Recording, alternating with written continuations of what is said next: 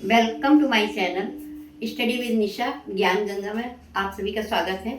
आज मैं फिर नए व्याकरण के नए विषय के साथ आपके सामने प्रस्तुत हूँ। आज मैं व्याकरण का एक प्रमुख भाग विशेषण के बारे में बताऊंगी। विशेषण जिसको कि अंग्रेजी में एडजेक्टिव कहते हैं। मैं इंग्लिश और हिंदी को दोनों को साथ लेकर चलती हूँ ताकि बच्चों को कन्फ्यूज़न भी ना हो।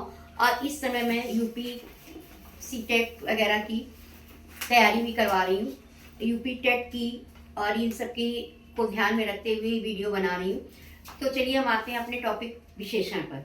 विशेषण जैसे कि जिसको कि हम एडजेक्टिव कहते हैं। विशेषण क्या शब्द होते हैं? जो शब्द संज्ञा या सर्वनाम शब्दों की, संज्ञा मैंने पहले बता दिया क्या होते हैं, नेमिंग, सर्वनाम नाम की जगह स्थान होने, संज्ञा या सर्वनाम शब्दों की विशेषता बताते हैं, उन्हें हम विशेषण कहते हैं। जैसे कि विशेषण शब्द, और विशेषण के मूल रूप से दो भाग होते हैं, विशेषण और विशेष।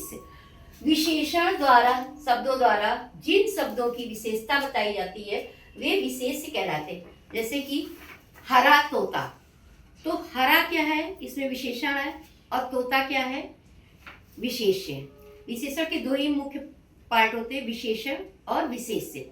अब हम आते हैं कि विशेषण के भेद कितने होते हैं। विशेषण के मूलतः चार भेद होते हैं: गुणवाचक विशेषण, संख्यावाचक विशेषण, परिमाणवाचक विशेषण, सार्वनामिक विशेषण। गुणवाचक विशेषण वो होते हैं जो किसी के गुण, दोष, अच्छाई, बुराई, इन सब के बारे में बताते हैं। जैसे राम एक अच्छा लड़का है, तो इसमें अच्छा क्या है, विशेषण शब्द है। संख्यावाचक, जब हम संख्यावाचक किसी की संख्या बताते हैं, इसमें भी इसके दो पार्ट हो जाते हैं आगे की बड़े क्लासों में, निश्चित संख्यावाचक और अनिश्चित। निश्चित संख्यावाचक वो होता है जिसमें कि किसी निश्चित संख्या का बोध होता है, 2 लड़के, 4 लड़के, इस तरह से।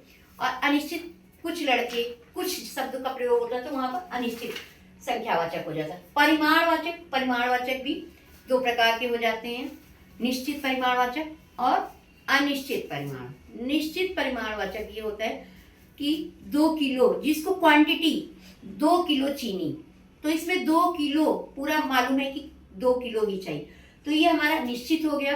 और कुछ कुछ सब्जियां ले आना, कुछ सब्जियां तो तौल से होती, नाप से होती, तौल से, तो उससे क्या होता है, कुछ सब्जियां, कुछ का मतलब कुछ मालूम नहीं है कि कितनी लानी, कुछ थोड़ा कुछ चावल दे दो, थोड़ा सा दे दो, जिसको कि हम काउंट नहीं कर सकते या नाप तौल में भी बता नहीं सकते, उसको हम परिमाणवाचक कहते हैं।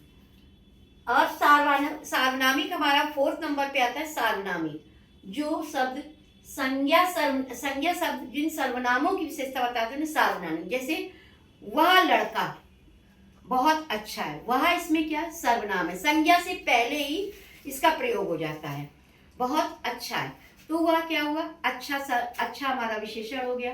वह जो है सर्वनाम हो गया। लड़का क्या हो गया, लड़का की विशेषता बता रहे हैं, विशेष हो गया।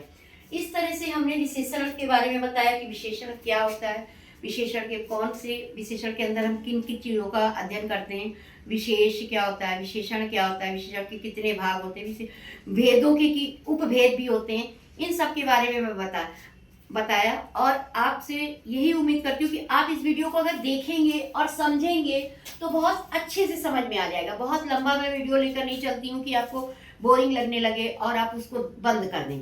इसको ही अगर कॉन्सेप्ट मैप बनाकर करेंगे, जब भी किसी के भेद के बारे में आपको करना है तो कॉन्सेप्ट मैप का प्रयोग करिए। कॉन्सेप्ट मैप से आपको मालूम हो जाता है कि ये इसके जैसा होता है, ये इतने भेद होते हैं, ये इसका होता है, ये इसका होता है, फिर इसके और नीचे तक जाएंगे तो उसके उपभेद के भी पार्ट कर दीजिए, तो आपके दिमाग में एक सेट हो जाता है मैप टाइप का।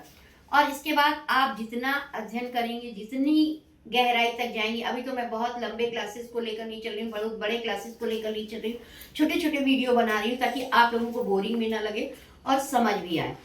मैं होप करती हूँ कि आप लोगों को मेरे वीडियो पसंद आएंगे, और अगर कुछ त्रुटियां भी रह जाती है तो मैं उसमें सुधार करने की कोशिश करूंगी और अच्छी से अच्छी शिक्षा देने का काम करूंगी। आपका काम है अध्ययन करना, 100% कोई भी नहीं होता है, बट आपको पढ़ाई 100% करनी है और 100% समझना है, और ना ही इस तरह से कि आप इसको देखकर आगे कर दो, पूरा उसको समझो कि क्या मैम ने समझाया है, क्या समझा रही, क्या हमें समझाना चाहती, ताकि ये जन जन तक, लोगों लोग तक ये हमारे वीडियो पहुंच सकें और उसका लाभ वो उठा सकें। Thank you.